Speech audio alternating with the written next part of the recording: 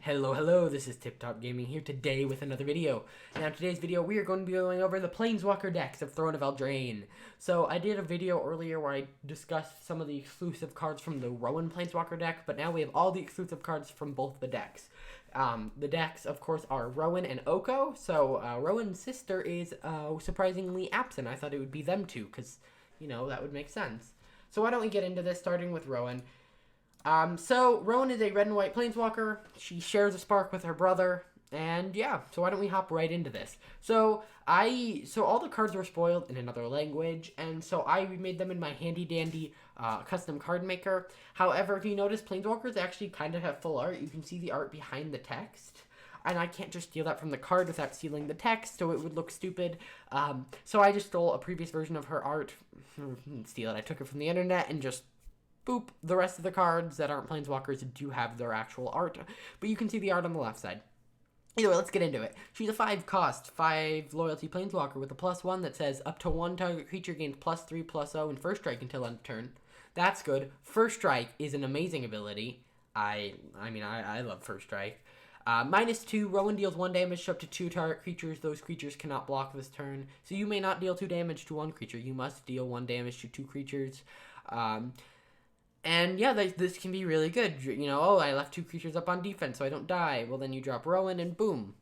They can't block. Or, you created 2 tokens. Boom. They're both dead now. Which also means they can't block. And then her -9 says gain control of all creatures. They untap them and they gain haste. So, you just basically, I don't mean to say you just win the game, but if your opponents, it makes it so none of the creatures your opponents control can block, plus you get to attack them with them. So that ability in most games, especially if you're going to be playing the 2 planeswalker decks, probably says win the game. Alrighty, so let's hop into her supporting cast. Of course, we have Rowan's Valiant, so as you can see the card art's there. It's a 5-cost 5/2, so we actually saw this card before, but the power and toughness were hidden, I believe. No, it was the other card. Sorry. It's whenever this enters the battlefield, search your library for Rowan, or your library or graveyard, and then put it in your hand, and then shuffle your library. So every single Planeswalker deck has a card like this. Oko also has it, and it's a 5/2 for 5. I guess it's okay. Nothing super special about the creature itself, but it's interesting. Next, we have Rowan's Bodyguard. This one, it had its power and toughness, hidden, but it's a 3/3 with first strike for 4, so that's not terrible. And then, if you control a Rowan Planeswalker, this creature gets +3/+0. So this is one of the better ones I've seen, because a 3/3 first striker for 4 isn't great. It's not going to fit in a red rush deck, but it will fit in a red deck, I think, and I could see this actually being played. Yeah. Next, we have Garrison Griffin, and it is a 3-cost 2/2 Griffin, and whenever it attacks target knight you control gains flying until end of turn. So this is very similar to a lot of other Griffins where they carry people. Of course, this one only synergizes with knights. Don't think this is going to see any play outside of the Planeswalker deck, or for the most part. Then we have Windscarred Crag. It's it's a lifeland. Yeah. We have that in M20. Next, let's go to Oko. He is green and blue, so unfortunately black did not make the cut for these Planeswalker decks, but why don't we get into them? Oh my god. Technical difficulties are occurring. I am so sorry about that. Boop. Okay. So, Oko, the Schemer. It's a 6-cost 4 loyalty Planeswalker. This one's fun. +1. Put 2 +1/+1 counters on up to 1 target creature you control. So, 2 counters on something in Simic colors. That's fine. Until end of turn, to Oko the Schemer becomes a copy of target creature you control. Prevent all damage that be dealt to him. So you can't duplicate a legendary creature because he does get the name. If for some reason you can activate 2 loyalty abilities, you make sure you do this one second. And of course, murder spells still work. While damage doesn't work, murder spells do.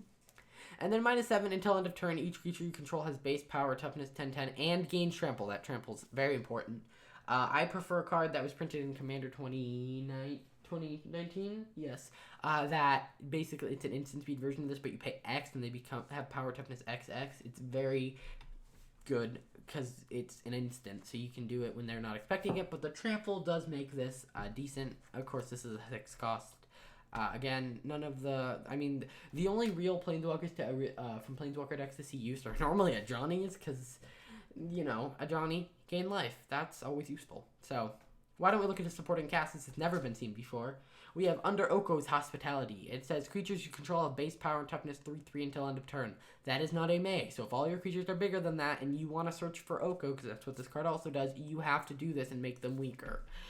Of course, it's an instant, so you could do it at an opponent's end step, so it's not that bad.